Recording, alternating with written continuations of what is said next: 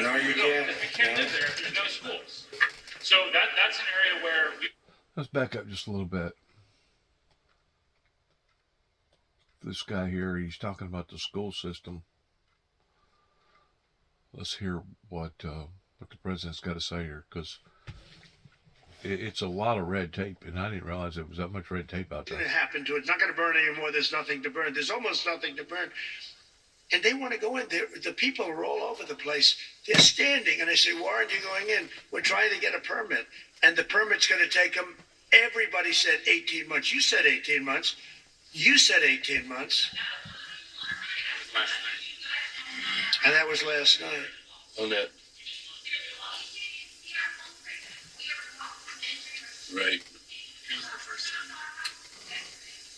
Mr. President, we're going to be together next week, and during the interim, many of us are involved in, and Tom McClintock, who you know has been an expert on this for years. That's right. We are going to be putting conditions on the money that do two things: require that it be done timely and affordable, and then secondly, that we protect those who will come afterwards. As we speak, there are 6,000 acres burning in my district on the Mexican border.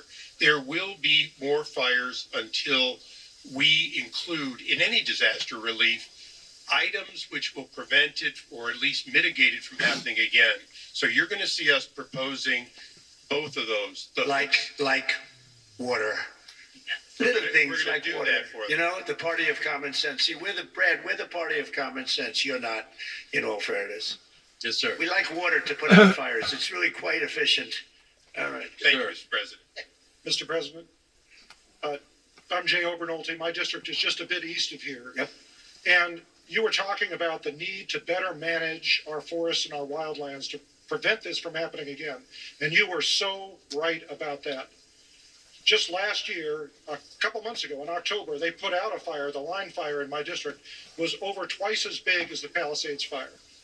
And they put it out less than a mile from my house in an area where we had done thinning, and they stopped the fire, Mr. President, on a fire break that we had built a couple of years ago. Right. We have an area just on the other side of my community that hasn't been thinned in decades because it's being held up by a lawsuit from an environmental group that says we're going to reduce habitat. Mr. President, we need to, in addition to getting resources and boots on the ground to do this treatment, we need to reform our legal system to prevent these lawsuits from tying up these projects for years and years and years. And not to say that the merit shouldn't be heard, but we need to hear them and we need to move on, resolve them. Is this a state group? State or federal group? This is a local group, actually, Mr. President, but they have help from the state. They use the environment to make themselves feel good, and they're destroying our country. And you've got to, at some point, you've got to put your foot down. I know exactly what you're talking. You have local and state groups, and you have federal groups too. And you got to fight them the right way, because you'll never, even if the mayor gives, you're going to have a local group come in and sue. You're not allowed to go on your property.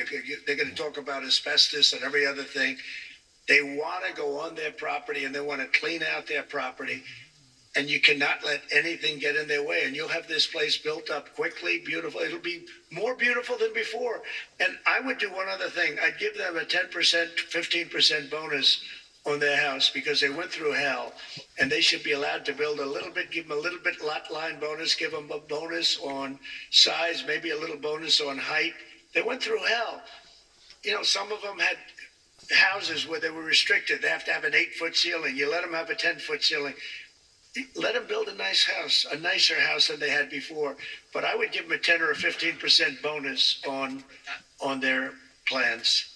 And I think it would be very well received, because they'll be able to build a little bit nicer house. Do you like that idea, by the way? They deserve it. Because you know what? It's not their fault that this fire took place. This fire took place, could have been stopped. It's not their fault. It's not the homeowner's fault. And I think they should be entitled to a bonus on their house. Okay. Mr. President. Sir, go ahead. Thank you. Some good news from Paradise. We stood together there 6 years ago, along with the governor. That was so true. That 3,400 homes have been rebuilt out of the 18,000 lost. and there's 400 more in the wings. And so FEMA was very helpful. Now my colleague who has Altadena here, probably a very similar situation, clearing the lots. 18,000. And how many years has that been? Like 5 years ago? 18,000 lost and 3,400 rebuilt back. Whoa. And that's progress? How many years? How many construction outfits you got out there? Probably going to have to clear about a foot worth of soil underneath those foundations Right. to get the toxicity out. So they'll need a lot of help. Those are working class folks in Altadena. And we did a good job with you And people. FEMA was extremely helpful. Yeah. 30,000. That was the old days when FEMA was good. FEMA's no good anymore. Yeah. That was when we ran it. FEMA was very good, but now FEMA's not good. We got to get them on track. But on the water, thanks so much for your strong efforts on that. Right now, Lake Shasta, which is my district, is dumping more water than what is coming in. So is Folsom Lake. And those are federal projects that should be building up because we're latter January here. And you can't count on the rain and the snow coming every year.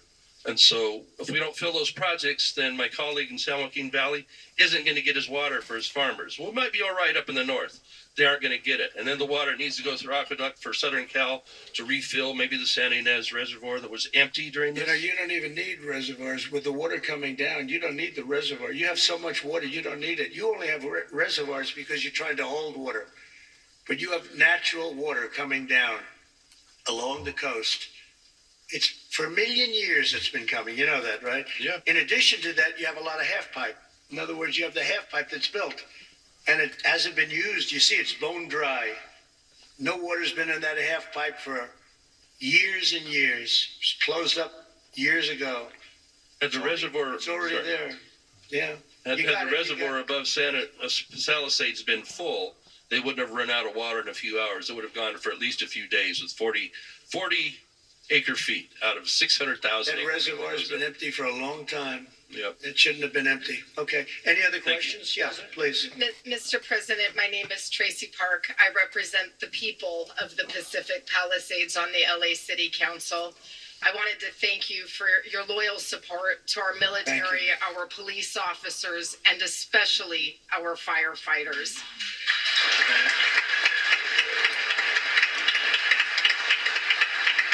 Thank you. Thanks. My top priority going forward is to get these men and women home as soon as possible and open up the pathway to begin their rebuilding process. It was the Army Corps of Engineers who announced last night that it would be 18 months. I am fully committed to doing my part on the ground with our state agencies and our city and our county partners to speed this up. Good. I just ask for your ongoing partnership with FEMA and the EPA and our other federal agencies to make sure that we have a commitment across all layers of government to get these people back home. Thank you, sir. I do. Thank you very much. It's well said. I do have to say FEMA is a big disappointment. We had it working well. We had great people, but FEMA's not good anymore. What FEMA did in North Carolina, they still haven't even gone to certain areas. They don't know what they're doing. And I say, you don't need FEMA. You need a good state government. And when you have a problem in Los Angeles or when you have a problem even in the state of California, you have your own, essentially FEMA. You fix it yourself. You don't have somebody coming in from a state where they have no idea, like Florida. They come in from hurricanes. They have people staying in Alaska. And now they see, oh, this is very nice. But by the time they get familiar with it, they don't know anything. The FEMA is a very expensive, in my opinion, mostly failed situation. We had great people. We did some great jobs. But each state should take care of their problem and get money from the federal government. It would be so much better, so much more efficient. So we're looking at that because we have had, and you're going to have problems with FEMA too. You've already had problems with FEMA. FEMA doesn't even show up. It takes weeks before they even show up.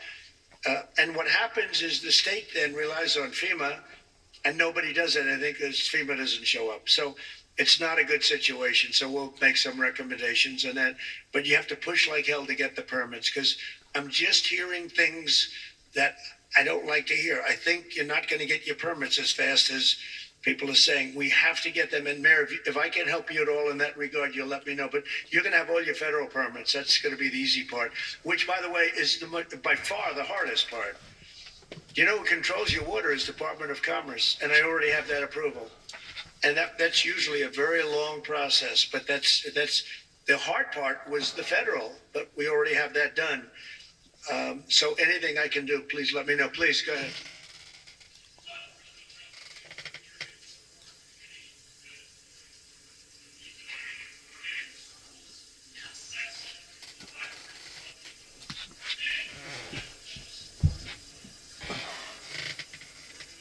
You lost all your schools. You lost your 4 schools?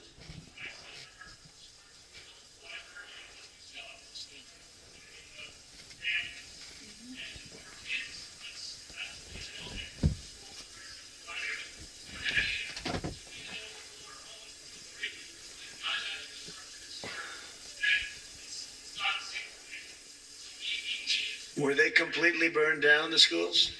Wow. All of them? All of them?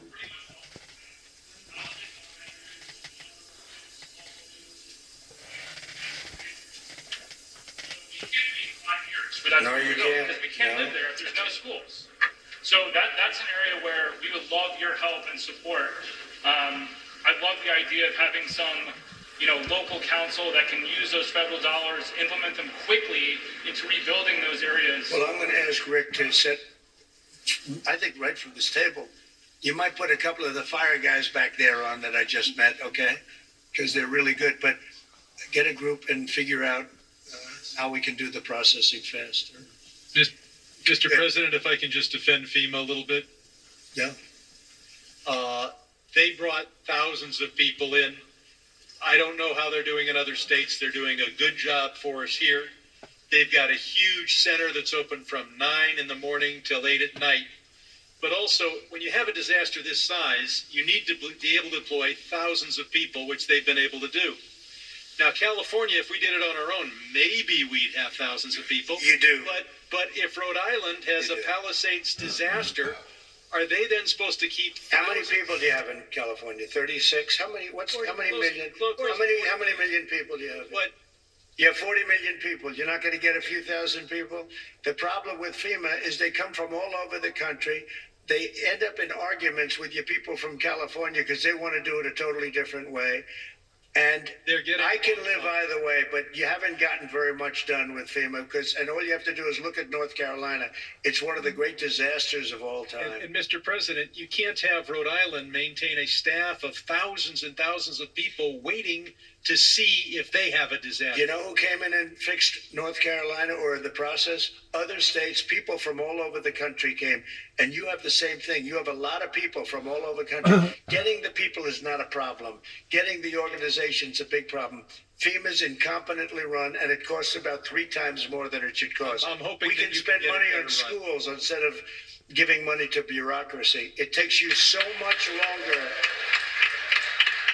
Mr. President, It takes you so much FEMA longer. for helping our people. FEMA has a standard, Brad, and I'm a builder. I was a very good builder. FEMA has a standard that's so slow. They want permit on permit on permit, and then they want permits on top of that. If you use FEMA, you'll be here for a long time. What I'm saying is get the city, get the state to give you immediate 24-hour permits. These people are going to build their own homes. They're going to get them built fast.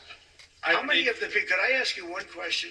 How many of the people, what are people going to do for financing? What are people going to do? How many people can build a home, a percentage-wise, like where they don't have to go out and get funds? Some people are just not going to be able to rebuild their home because they have a beautiful home, but they don't have cash, right?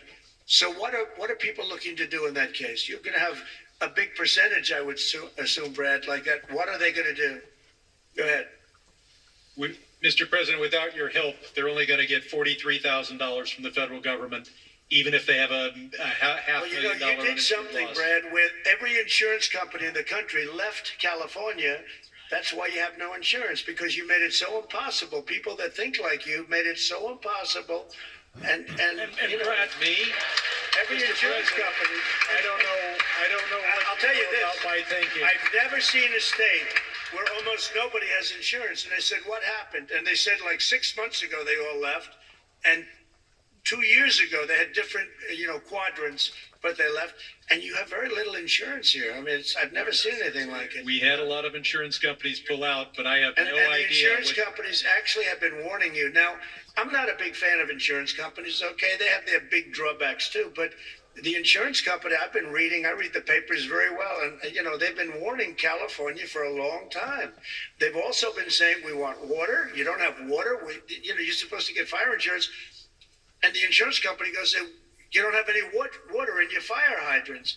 So it's a tough situation. I'm not a big fan of insurance companies. I get that. They're pulling out of Florida Brad, as you well. lost your insurance company 6 months ago because the state wouldn't give them what they had to have. Yeah. And Mr. President, I remember Go ahead, please. Go ahead. I'm Ed Ring from the California Policy Center, and in the matter of prevention of fires, in the matter of the cost of rebuilding, both of which affect insurance rates, I think to support something one of the other participants said, a reform you might consider, and it could be an act of Congress, is that the losers in environmentalist lawsuits pays the legal fees. And I think that would be a big step in the right direction. Oh, you mean loser pays? I love that. Well, if you did loser pays, you could cut your courts in you could cut them down about 90%. Loser pays. You know what would also benefit? Medical. If you had loser pays for medical, your medical costs would go down by 50%. That's an interesting thing. I bring that up, but the only problem, the strongest lobby in the world, you know what it is? The lawyer lobby. So when you go back to your local congressman, hello, congressman, how about going against the lawyers for a little while? No, loser pay is, very good. In Europe, they use it in certain parts of Europe, and they have very little litigations, right? Yes, please. Mr. President, I represent the 27th Congressional District, which is on the north side of the North San Fernando Valley through Santa Clarita, Lancaster, and Palmdale. I just wanted to tell you a story of heroism. Yesterday, we had another big fire. We had several big fires across, and this fire was moving fast. It was moving 1,000 feet per minute. But what these heroes did, the firefighters and the sheriffs and the law enforcement officials, they mobilized 4,000 people within about 6 hours. They mobilized 20 air attack aircraft and helicopters, and they saved the city of Castaic. And so I just wanted to ask you to join us in recognizing those amazing heroes. I love that.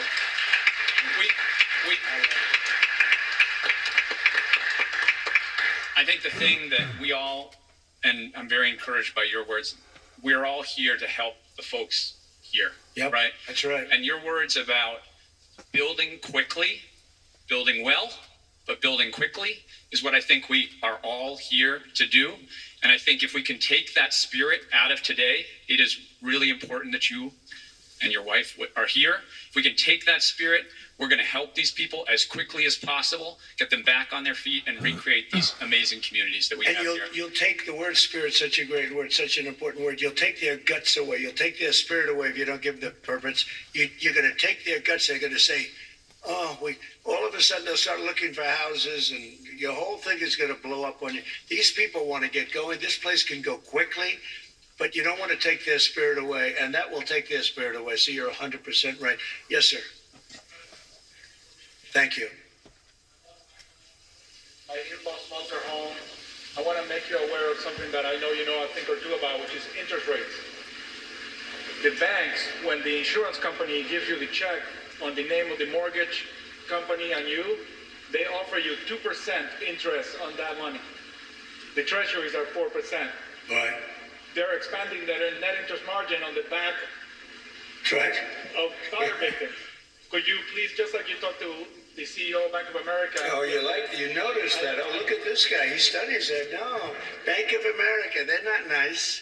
Sounds very nice. The Bank of America, they're not nice. Would you please tell the banks to pay us Treasury for the money that the insurance sets aside. Well, we're doing numbers on banks, yeah. We're doing that. Is that Leonard Boxer next to you? Leonard? Huh? We have Leonard, there's Skip. I have them all here, huh? Look at Skip, I haven't seen you in a long time. You used to be a very good golfer. You still a good golfer? Huh? And he's a good guy, too. Hi, Skip. You got them all, huh? Got Leonard, Skip. Thank you. Go ahead, please. Mr. President, I just wanted to say Paradise is coming back because of the help that you gave us. And we really want to thank you for that. And that's why we're here also, is because we want to help our We did a good job with Paradise, didn't we? What a fire that was. It was a terrible We've fire. had many people were found, and only the certain type of German Shepherd could even find it, right? You could not tell. The dog would go right up. There's the body. And the incineration was so horrible. So horrible. And when we see the same devastation. So Paradise is going good, right? It's going good. We're coming back. Yeah, It's because of the help, and we want to help our brothers and sisters here in LA to come back too. And I know that's what you're going to do. And so we really appreciate that. But from Paradise to the Palisades, the problem is fuel. It's the fuel, the vegetation, the dry grasses, the chaparral. There's a tremendous amount of it, and You got to remove it. You got to remove it, and you got to remove it, and you got to do the other things that we've said 10 times. I mean, Right. you got to remove it. You just can't have it. I see it even now. I saw the fire. We flew over it, and you got a lot of dry stuff. It's bone dry. And the environmental. And I predicted this 7 years ago. I said, do it, get it done. And everybody laughed. They thought it was, I said, forest management. They thought it was such a funny term. That's so funny. Now it's not funny anymore, we were right. It's number one cause of these fires. Number one cause. You wouldn't have any fires. Right. And if we just remove those environmental regulations, NEPA, CEQA at the state level, they get in the way of us doing those projects. It's all a con job, you know that, right? It's all, Berry it's all a Creek, big con the job. town of Berry Creek in my district, Yeah. CEQA stopped them from doing a fuel reduction project. They said 18 months. That's where 18 months comes from, because at least 18 months on a CEQA review. That community is no longer here today because of the North Complex fire. We didn't build that project. We need to make sure that never happens again. We have to stop those things from happening so we don't have. Well, it will happen here. Palisades. Unless you're very strong as a group of people and demand that you have the right to go onto your property and start the process immediately, like tomorrow. How many people did I see on your street where they're standing in front of their lot? The house there's really not much demolition. It's incinerated, right? So it's not like a lot of stuff. It's not like you have 3 stories worth of concrete. It's all incinerated. And all of the people were standing there and they weren't allowed to even go onto their lot. You got to let them do.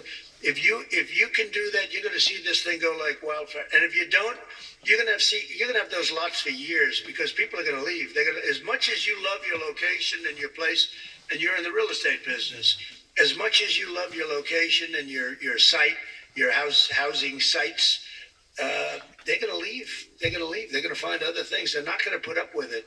They have spirit now, but in a year from now, they won't have spirit if you don't let them go. So just harness it. Well, I think, look, I'm going to give you everything you want. I'm going to give you more than any president would have ever given you. If most presidents wouldn't be here, number one, they certainly wouldn't be here after 3 days. They would not be here, I can tell you that. And we're going to override all of permitting. The only thing you have to do is get your state people, which should be very easy, because that's literally so easy to do. And I know the mayor, and I know she's working very hard, but she's got very powerful emergency, it's called an emergency petition. And you can petition very quickly. And I just hope you can give them, because it's very rare that the federal government would be ahead of the state government, because the federal permits are much tougher. But you essentially already have your permits. You can just go and go wild. Brad, as soon as you can get those permits, whatever you can do, if you can put that genius of yours to work on getting a permit, you'll be doing much better than some of the other things you've said, okay? But we do appreciate you. So, Mayor, could I just leave you with that? It's a big permitting deal. We're going to be back, and I'm going to put Rick in charge of just representing me for a period of time until we figure out exactly who we want to do it, whether we want a commission or an individual. You know, if you have a good individual, if you have a really good individual, and they are rare, but if you have a really good individual, it's always better than a commission, because the commission gets bogged down a little bit, Daryl, right? So it's if you had the right individual. And I know we do. We have a lot of great individuals in this community, but it's an honor to be with you. It was an honor to be with your firemen before and your policemen. We met some great people, and these are people that are leaders, and they're just fantastic. It's a fantastic group of people, and they were very brave. I want to tell you, your fire people are so well thought of. You had big fires, and it was hard to put them out, but boy, were they brave. They were really fighting against a tough thing, and everybody in the country knows it. Everybody in the country knows it. And it was an honor to be with you. So I'll be back, and we'll work very hard, and I hope you guys can start doing your cleanup starting like tomorrow at around 12 o'clock, okay? Thank you all very much. Thank you very much. Thank you. Thanks, Brad. That was Donald Trump at a fire station in the Pacific Palisades doing a little round table there with local political officials saying we cannot have a golden age without the Golden State, and promising to waive all federal permits. Says he talked to a lot of fire victims. They said they're not selling, they're not moving, they want to rebuild, but it's a permitting issue. And at one point, there was a big confrontation between the president and Mayor Bass, who said, oh, you know what, they can come back and start in a week. Donald Trump said, no, that's not going to happen. We don't have a week. Don't crush their spirit. Just a tremendous amount of transparency between the president, the first lady, and all of these local officials. This is how we should do everything. Let's bring in filmmaker and director Justine Bateman. Justine, you've been watching this. Your first impression? Yeah. I want to weigh in a little bit. Usually whenever the government takes on a big job, it doesn't matter if it's a Empire State Building, it doesn't matter if it's a Hoover Dam, it doesn't matter.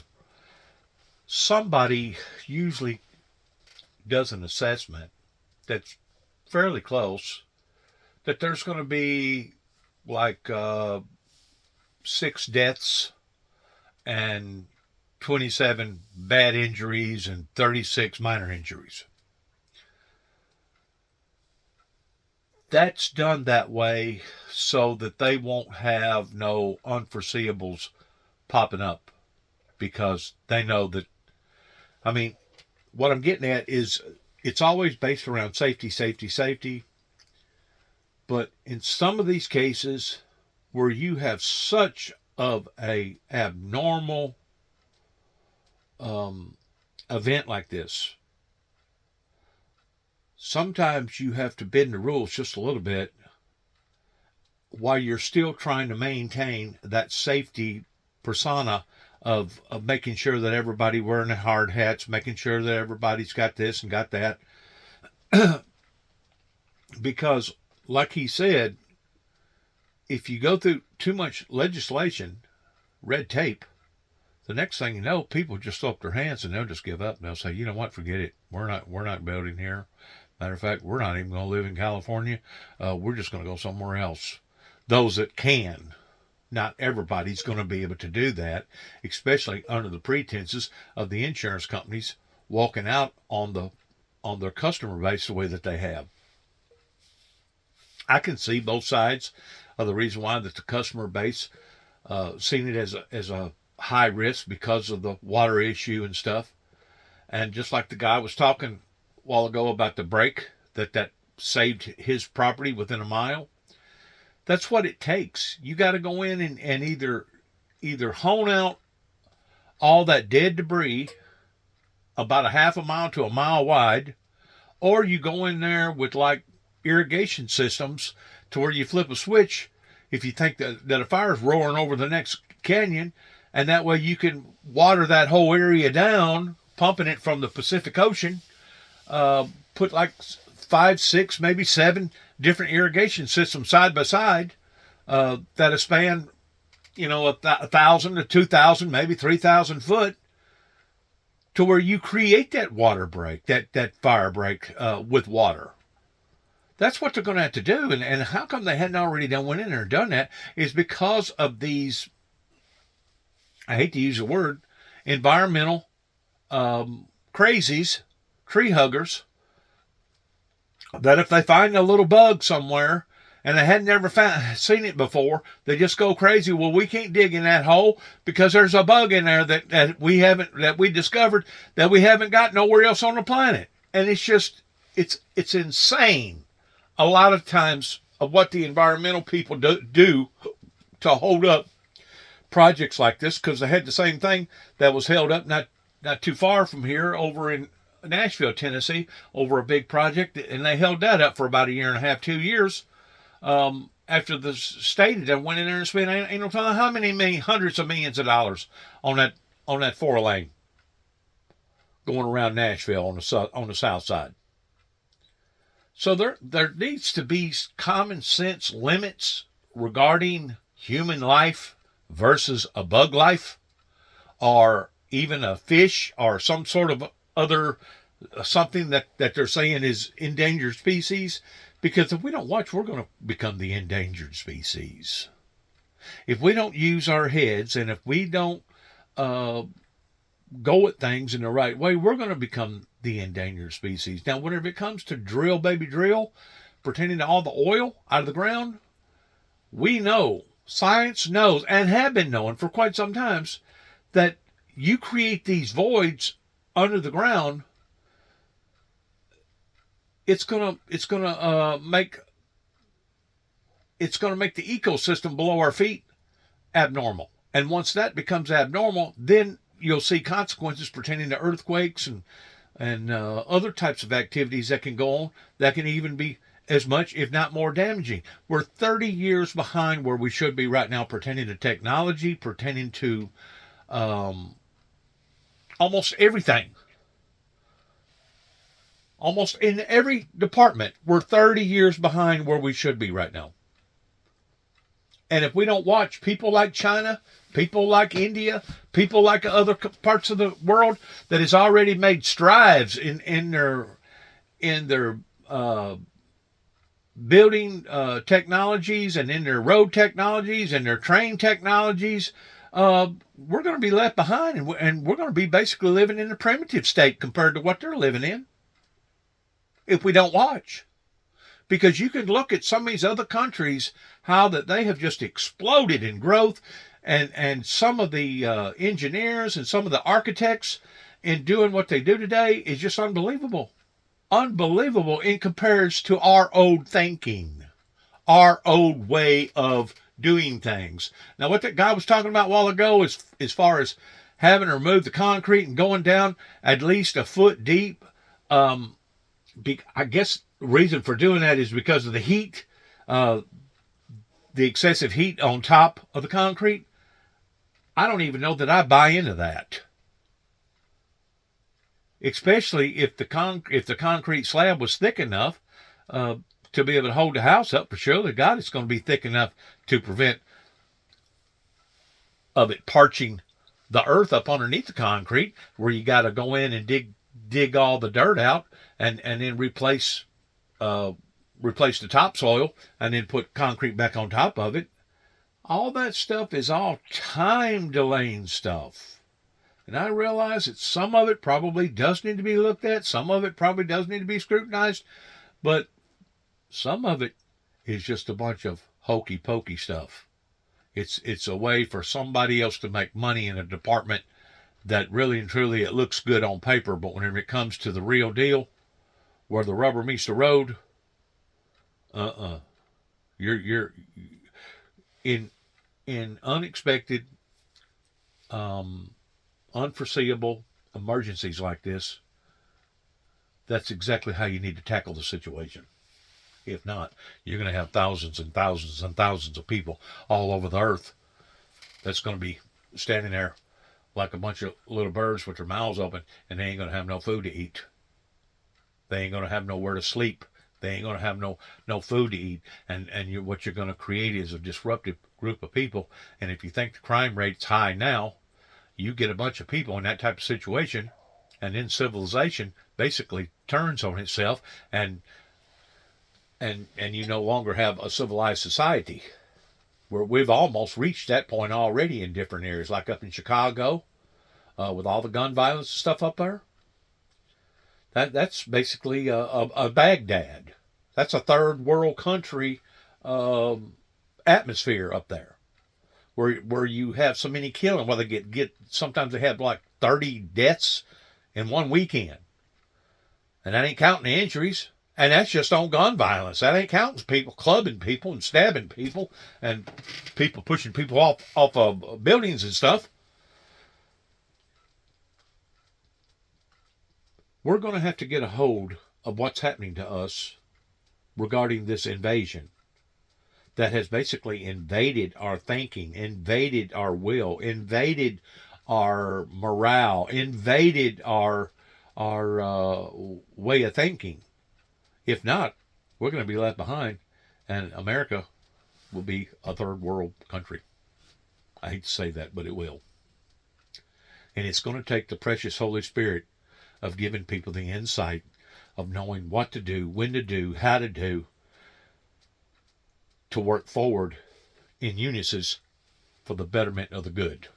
Thank you for listening. Good luck to all of us. God bless America. God bless our troops.